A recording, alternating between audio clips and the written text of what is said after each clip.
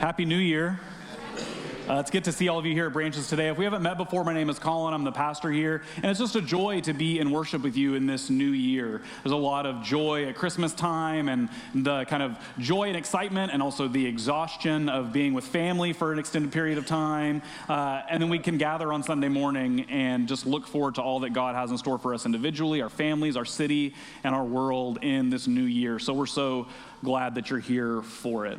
If you would, please check in, whether you've been here a million times or this is your first time here, and especially if it's your first time here, let us know that you're here today. We'd love to reach out to you, connect with you. I'd love to meet you in the lobby if it's your first time here after worship today. We'd love to get a chance to connect with you and get to know you a little bit. We're so glad, again, that you're here today. And if you can't get the QR code on the screen to work, there's a Connect card in front of you in the seat pocket in front of you. You can scan the QR code on the back. And there's also a card in front of you that says Next Steps. It'll take you to our page that shows everything coming up in the new year, classes, groups, opportunities to connect and serve. And so we hope that you'll give that a look as well on our website.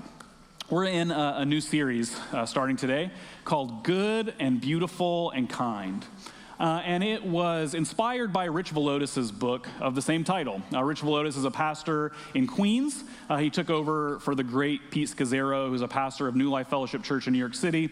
And Rich Villodas is now just such an important mind and thinker in the church world today. The church is multicultural, speaks so many different languages, and is really on the cutting edge of what it means to be a church in and for the city that they're in. And so I've learned so much from Rich. But Rich didn't get the title and come up with it on his own. It's actually quoted from a Langston Hughes poem. You may have heard this poem before. It says this, I am so tired of waiting, aren't you, for the world to become good and beautiful and kind. Let us take a knife and cut the world in two and see what worms are eating at the rind. It's Tired by Langston Hughes. I'm going to read it again, and in whatever posture, with open hands or closed eyes, or however you feel comfortable, just to hear these words wash over you as we begin this new series and begin this new year together. This is Tired by Langston Hughes. It says this, I am so tired of waiting, aren't you, for the world to become good and beautiful and kind?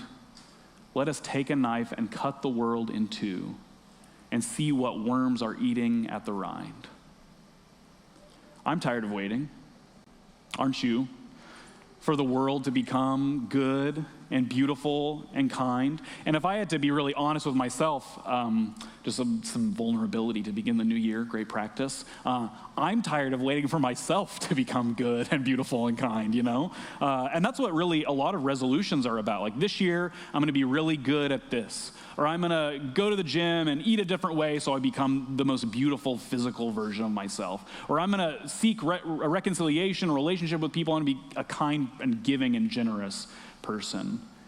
And we're tired of waiting. Like, one of your resolutions, for instance, was church attendance. You got a perfect record. First Sunday, 51 more to go, but you're doing great. You're killing it. But just like with a reading plan where you get kind of slumped down in Leviticus, no problem there, me too. Or you get kind of several weeks into a regimen or into a practice or whatever, and you kind of lose the excitement and the luster, or you kind of lose the energy to keep with it. You're so tired of waiting for it to work, for it to take hold, for it to have an impact so you actually change. If you're a journaling practice, you're like a smarter, more meditative or contemplative person, and it's not working, or whatever practice you've taken on. Maybe you've written your resolutions. Maybe, like me, I told my wife this week, and I was like, some of mine start January 6th on Monday, after this vacation time is over, and that's okay.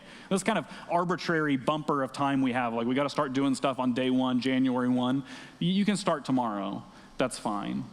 But I want to look ahead like a few months, like through the first quarter, through the end of March, that we'll feel this. I'm so tired of waiting, aren't you? And it's because we know, and this is actually like psychologically borne out, that humans love progress. Like put the little nodes on your head in these studies and like show somebody a graph that's like up and to the right, and your brain just lights up. because you love progress. Or you know what a lot of people are doing now with their bullet journals or their planners or whatever, have the little boxes, they're habit tracking, like I drank my giant bottle of water today, check. Your brain lights up, we love progress. Or you're writing a novel, or you're doing some exercise change in your life, and so you notice some numbers change. Your brain lights up because you love progress. It's like this kind of primal, kind of animalistic thing that we love things to go up, to change, for the numbers to shift, for the needle to move. Langston Hughes is kind of tapping into that. Like, aren't we tired? Aren't we tired of waiting for the world to be good and beautiful and kind? Like, there's this kind of thing we call the myth of progress. Yeah, just over the course of time, things just kind of tend toward goodness and beauty and kindness, but they don't. And so we're tired of waiting, and we love progress. And so that's where our New Year's resolutions meet reality, is like, okay, we got to get to work, or we got to do something. We have to set some resolutions. And that's the heartbeat of this series, is that I think for a community like Branches, for people that follow Jesus, you couldn't go wrong to set your resolutions to be, we want to be a good and beautiful and kind people. It's simply said, more difficult to execute or do because there's these kind of nebulous ideas of goodness and beauty and kindness. But we want to see progress. There's this game that came out last year called Balatro, and I played, embarrassed to admit, way too many hours of this game. And you look at it, you're like, that's pretty harmless. Like, is it solitaire or something? It's like somebody made this game and they understood the general rules of poker, but they're like, let's make the person who plays it go insane. That's kind of the premise here. And you'll see there on the left side of the screen, if you get a flush, you get this amount of points or whatever. And people got obsessed with this game this past year, me included. It's on mobile now, which is like a curse, because it's like you can play it anywhere, anytime. You have a little lull in time. Let's get Balatro out. I recommend it. This is bad because it's like beginning of the new year. Like here's a new thing to distract you in the new year, But people wondered, like, hey, why is this taking such hold? It's so simple. We have all these enormous games that people are playing on their phones and every device, whatever. What's the appeal? And so many people just said that the appeal of a Balatro, the pitch for Balatro, is number go up. The number goes up. And that's why we like it. Like, that's why we're hooked. Like, okay, that's a big number, but could we do a bigger number? And score more and more and more points, because we love progress. It taps into, again, the most primal, simple thing about what it means to be human, that we want to see things grow and change and be different. But of course, there's a problem. There's something in the way. There's an obstacle. And before the next 3 weeks, where we talk specifically about goodness and beauty and kindness, we have to kind of look in the face of what the obstacle is. We have to kind of take account for why things aren't always good and beautiful and kind. When things don't change, when the number doesn't go up, when the needle doesn't move, why, and what can we do about it? St. Augustine of Hippo, he had this phrase that some people think he coined, but of course a lot of people point to him, and then Martin Luther talked about it, and Karl Barth, all these kind of giants of the Christian faith. The human being turned in on itself.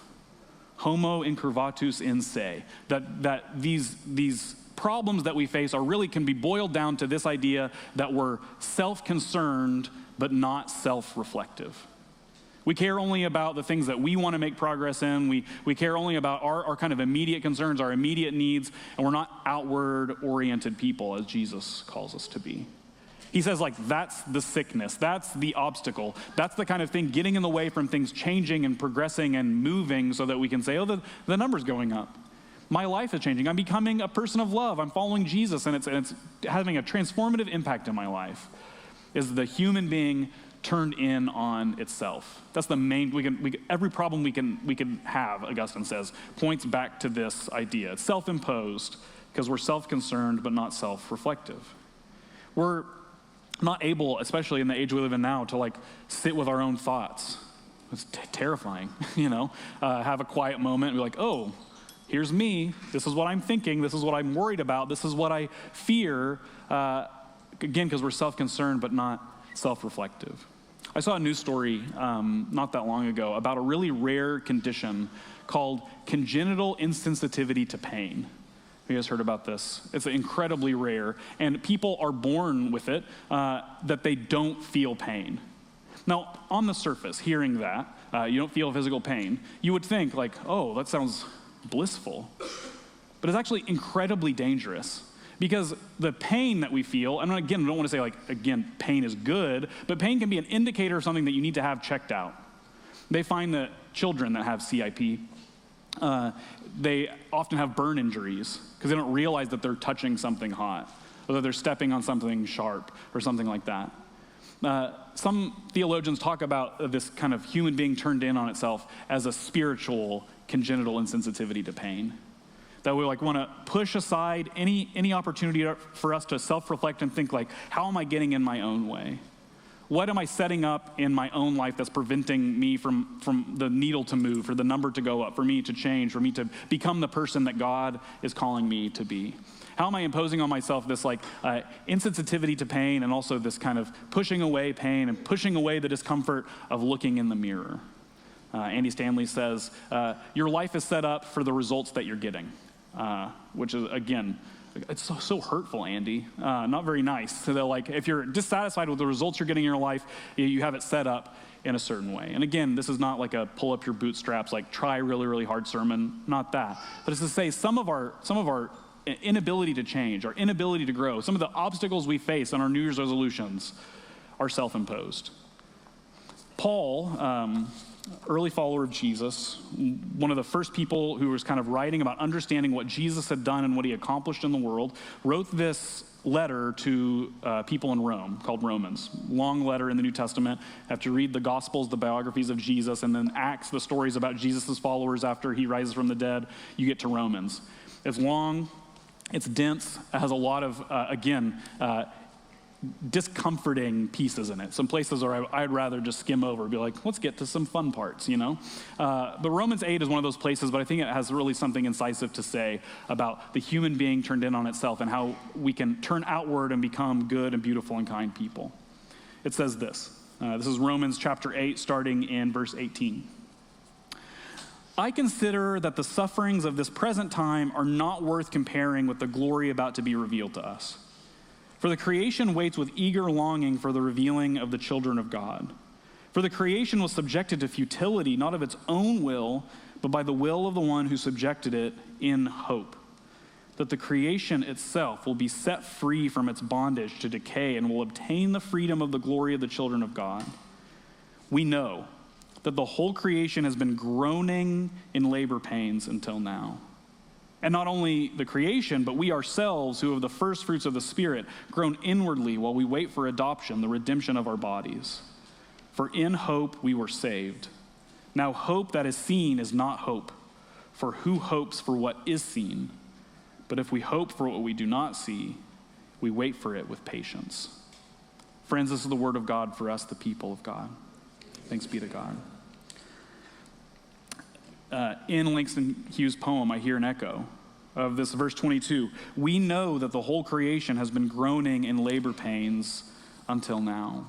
Aren't we tired of waiting for all these things that Jesus apparently promised his followers, that they'd be set free, that they'd be saved, that they'd have hope and joy and peace and love, all these things that Jesus supposedly completed in his life. And the world has been waiting in eager anticipation for the completion, the culmination of it. But subjected to futility in the system, in the way that it's set up, in the opportunity to either be outward-oriented people of love, people of goodness and beauty and kindness, we chose homo incurvatus in se, to be turned in on ourselves, to face our own interests and our own desires and not the interests of others or what God is calling us to. The readers of this letter, the very first readers of it, just to give you a little bit of context, and it's so poignant for us, but it was certainly poignant for the first readers of it, they misunderstood their suffering.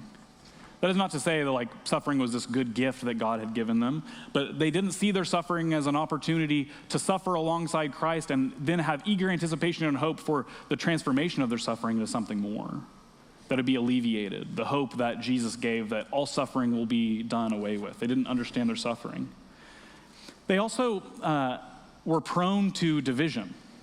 Again, poignant for us and poignant for the first readers of Romans. There's this division between Jew and Gentile. What Jesus accomplished, was it for the promised chosen people in the Jewish community, or was it extended to everyone in the Gentile community? And Paul, as a Jew, is saying, it's not just for me, it's for everyone. he also gives a warning all across Romans about this self-centered religion turned in on itself. You can see a version of this in a pursuit to be good and beautiful and kind. I want to be good and beautiful and kind for myself, for my own gain, for my own life transformation, so I'll be impressive. People will like me and be drawn to me. And the writer of Romans, Paul, when he shared it with this community, they also were cursed with this idea of like, is this just for me?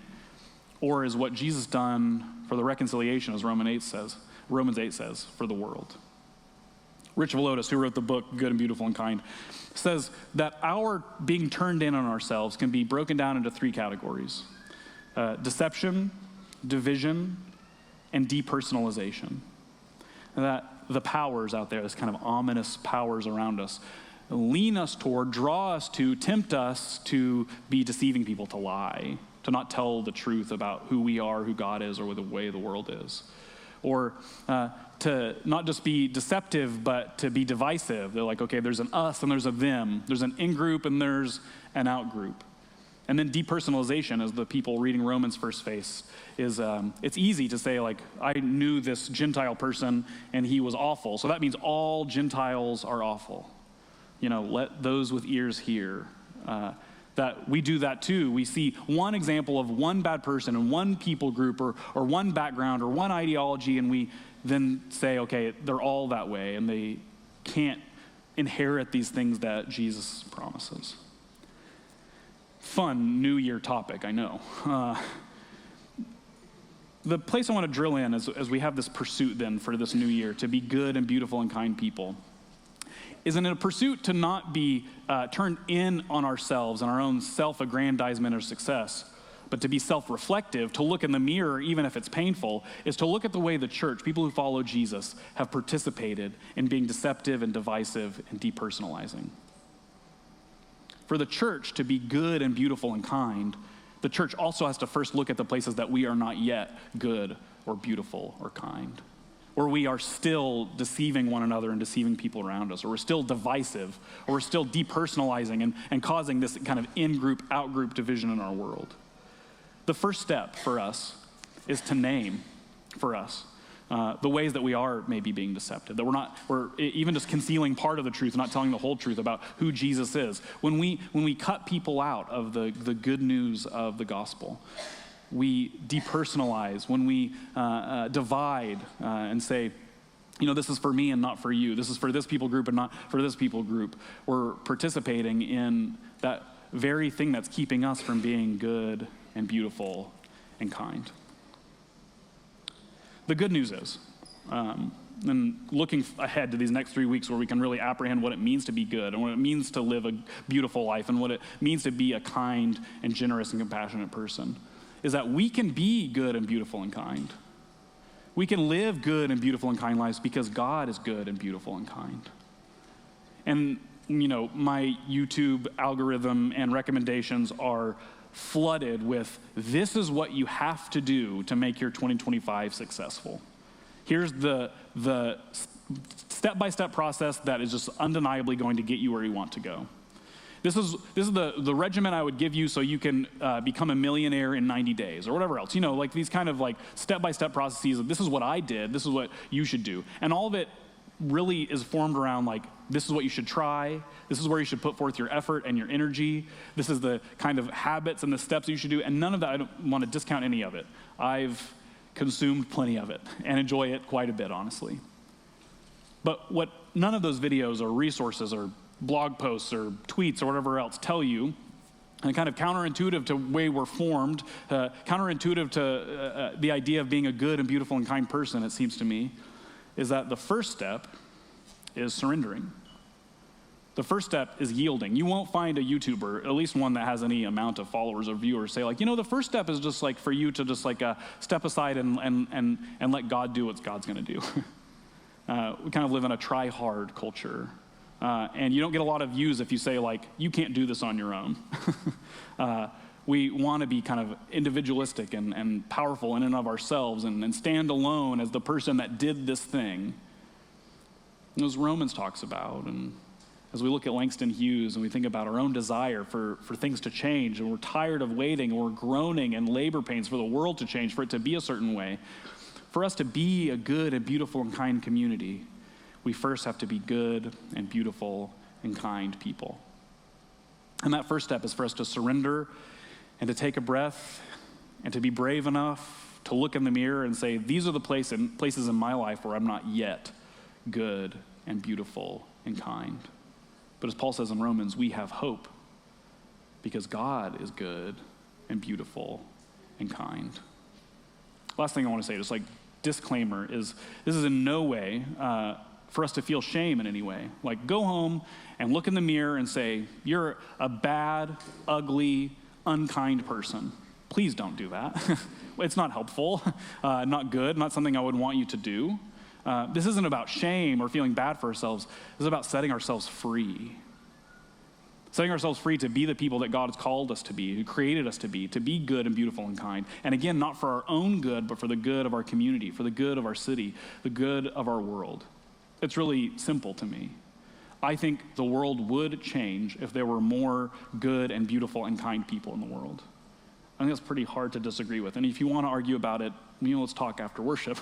I'll stand by it. I put my stake in the ground. The world would change. Our city would change. Our neighborhoods would change. Our families would change. Our workplace would change. Our world would change if there were more people committed to surrendering to the good and beautiful and kind God so that we could become good and beautiful and kind people.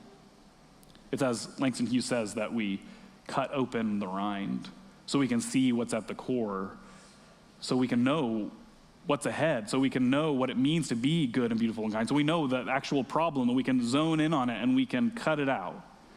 So I want to read the poem again just to close our time together, for us to begin these next few weeks of reflection together, for us to turn from looking inward to looking outward and to yielding to God.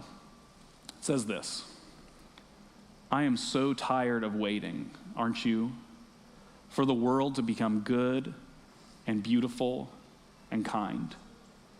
Let us take a knife and cut the world in two and see what worms are eating at the rind. Thanks be to God for that. Amen.